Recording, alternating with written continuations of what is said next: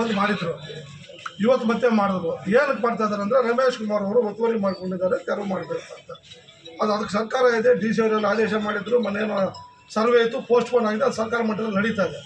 ಇವರು ಮೊನ್ನೆ ಮಾಡಿ ಧರಣಿನ ಮತ್ತೆ ಇವತ್ತು ಬಂದು ಅರಬತ್ತಲೆ ಸಾಹೇಬ್ ಧರಣಿ ಮಾಡಬೇಕು ಅಂದರೆ ಇದರಿಂದ ಇವರಲ್ಲ, ಇವ್ರು ಪಾಪ ಇವರು ಸುಮ್ಮನೆ ಬಂದಿರೋದು. ಇದರಿಂದ ಬೇರೆಯವರು ಪೇಮೆಂಟ್ ಮಾಡಿ ಕಳಿಸಿರ್ತಕ್ಕಂಥವ್ರು ಬೇರೆ ಇದ್ದಾರೆ. ಇಲ್ಲಾಂದ್ರೆ ಇಷ್ಟು ವರ್ಷ ಇಲ್ಲದೆ ಇರೋ ಹೋರಾಟಗಾರ ಇವತ್ತು ಹೆಂಗಿದೆ ಹುಟ್ಟುಬಿಟ್ರು, ವಾಲ್ಮೀಕಿ ಹುಟ್ಟದಲ್ಲಿ ಹಾಗೆ ಹುಟ್ಟುಬಿಟ್ಟಿದ್ದಾರೆ. ಇವರು ಜ್ಞಾನೋದಯ ಆಗಿದೆ ಅವರಿಗೆ.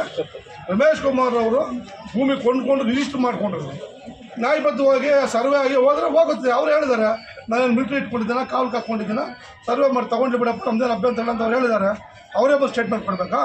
ಇವತ್ತು ಬೇಕಾಗ್ತದ್ದು ಇಲ್ಲೇ ಮಾಡಿದ್ರೆ ಗಲಾಟೆ ಆಗುತ್ತೆ, ಅವ್ರ ಅಭಿಮಾನಿಗಳು ಟೆಂಪ್ಟ್ ಆಗ್ತಾರೆ, ರೊಚ್ಚಿಗೆ ಹೇಳ್ತಾರೆ. ಅದು ಮಾಡಲಿಸ್ಬೇಕನ್ನೋ ಉದ್ದೇಶದಿಂದ ಕೆಲವು ಪಟ್ಟಭದ್ರ ಹಿತಾಸಕ್ತಿಗಳು ಬೇಕಂತೂ ರಮೇಶ್ ಕುಮಾರ್ ಅವ್ರ ಹೆಸರು ಮಸೀಗೊಳಿಬೇಕು ಅಂತ ಮಾಡ್ತಾ ಇದ್ದಾರೆ. ಅವರು ಚುನಾವಣೆಯಲ್ಲಿ ಸೋತು ಅವ್ರ ಬೇಜಾರಿಂದ ಅವ್ರ ಪಾಡಿಗೆ ಅವರಿದ್ದಾರೆ. ಅದು ಅವರು ಅದನ್ನು ಕೈಲಾಗ್ತಾನೆ ಅಂತ ತಿಳ್ಕೊಂಡ್ರೆ ಭಾಳ ಮೂರ್ಖತನ ಆಗುತ್ತೆ, ತಪ್ಪಾಗುತ್ತೆ. ನಮ್ಮದು ಹೋರಾಟಕ್ಕೆ ನಮ್ಮದೇನು ಅಡ್ಡಿ ಇಲ್ಲ, ಅವ್ರು ಹೋರಾಟನೂ ಮಾಡ್ಕೊಂಡ್ವಿ. ಅಂಬೇಡ್ಕರ್ ಅವ್ರ ಫೋಟೋನೂ ಇಟ್ಕೊಂಡ್ವಿ, ಭಾವಚಿತ್ರಕ್ಕೆ ನಮ್ದು ಅಬ್ಜೆಕ್ಷನ್ ಇಲ್ಲ, ಅದು ಎಲ್ರಿಗೂ ಹಕ್ಕಿದೆ. ರಮೇಶ್ ಕುಮಾರ್ ಫೋಟೋ ಇಟ್ಟೋದು ಏನಕ್ಕೆ ಬೇಕು ಅಂತಂದರೆ ರೇಕಪ್ ಮಾಡಬೇಕು, ಇಲ್ಲಿ ಗಲಾಟೆ ಆಗಬೇಕು.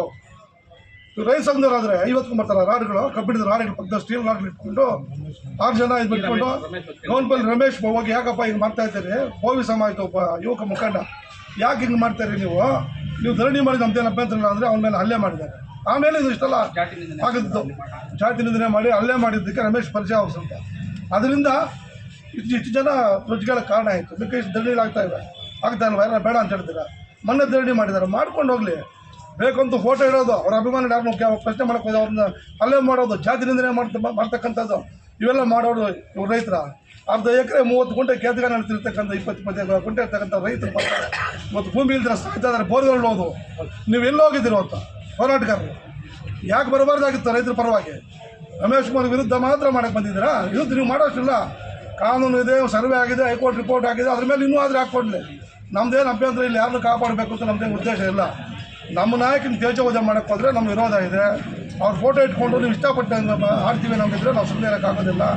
ನಿಮ್ಮ ಉದ್ದೇಶ ಕೂಡ ಏನೋ ಒಂದು ಇದು ಮಾಡಬೇಕು, ಇಲ್ಲಿ ಬಂದಿದ್ದೀವಿ ಗಲಾಟೆಗಳಾಗಬೇಕು ಅಂತ ಚುನಾವಣೆಯಿಂದ ನೀವು ಬಂದಿದ್ದೀರಿ.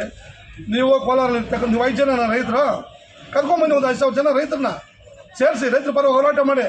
ರಮೇಶ್ ಕುಮಾರ್ ಅವ್ರಿಗೆ ವಿರುದ್ಧ ಕೂಡ ಮಾಡಿ. ನೀವು ಬೇಕಾದರೆ 5 ಜನ ಕೂತ್ಕೊಳ್ಳೋದು, ಪೇಮೆಂಟ್ ತೊಗೊಳೋದು ಕೋಲಾರದಿಂದ. ಯಾರ್ಯಾರು ನಿಮಗೆ ಹಿಂದೆ ಇದ್ರಂತಾರೆ, ಇಲ್ಲೆಲ್ಲರಿಗೂ ಗೊತ್ತಿರ್ತಕ್ಕಂಥದ್ದು ಸರ್ವವಿದಿತ. ಇಂಥ ಗಾಂಡು ಕೆಲಸಗಳು ಹಿಂದೆ ಇರೋರು ಕೂಡ ಯಾರೋ ಮಾಡಿಸ್ತಾ ಇರೋರು ಮಾಡಬೇಡಿ. ನೀವು ಬನ್ನಿ, ಮುನ್ನೆಲೆಗೆ ಬನ್ನಿ. ಯಾಕೆ ಇಂಥ ಬೇವರ್ಸಿ ಕೆಲಸ ಮಾಡ್ತೀರಿ? ಹೋರಾಟ ಮಾಡಿ ರಮೇಶ್ ಕುಮಾರ್ ಮೇಲೆ ಡೈರೆಕ್ಟಾಗಿ. ಯಾರನ್ನೋ ಇವರು ಚೇಳಗಳನ್ನ ಚೂಬಿಟ್ಟು ಮಾಡ್ತಕ್ಕಂಥದ್ದು ಹೋರಾಟ ಆಗೋದಿಲ್ಲ. ನೀವು ರೈತ ಇವತ್ತು ಮಾಡಿರೋ ನಕಲಿ ಹೋರಾಟ ರೈತ ವಿರೋಧಿಗಳು, ಇವರು ರೈತ ಪರ ಹೋರಾಟಗಾರರಂತೂ ಅಲ್ಲವೇ ಇಲ್ಲ. ನಮ್ಮ ರಮೇಶ್ಗೆ ರಮೇಶ್ಗೆ ಹಲ್ಲೆ ಮಾಡಿದ್ದಾರೆ, ಜಾತಿ ನಿಂದನೆ ಮಾಡಿದ್ದಾರೆ. ಅವರೆಲ್ಲ ಒಂದು ಪೊಲೀಸ್ ಠಾಣೆಯಲ್ಲಿ ದೂರನ್ನು ಸಹ ಸಲ್ಲಿಸ್ತಾರೆ. ಇಂಥ ನಕಲಿ ಹೋರಾಟಗಾರರಿಗೆ ಎಲ್ಲ ಜನನೂ ಬುದ್ಧಿ ಕಲಿಸಬೇಕಾದಂಥ ಕಾಲ ಬಂದಿದೆ. ನಕಲಿ ಹೋರಾಟಗಳು ಬಂದಾಗಬೇಕು. ನಿಜವಾದ ಹೋರಾಟ ಮಾಡಿ, ರೈತರ ಪರ ಹೋರಾಟ ಮಾಡಿ. ರೈತರ ವಿರೋಧ ಹೋರಾಟ ಮಾಡೋನು ನೀವು ರೈತನಾಗಿ ಆಗ್ತೀಯಾ? ರೈತ ಸಂಘ ಆಗುತ್ತೆ ನಿಮಗೆ.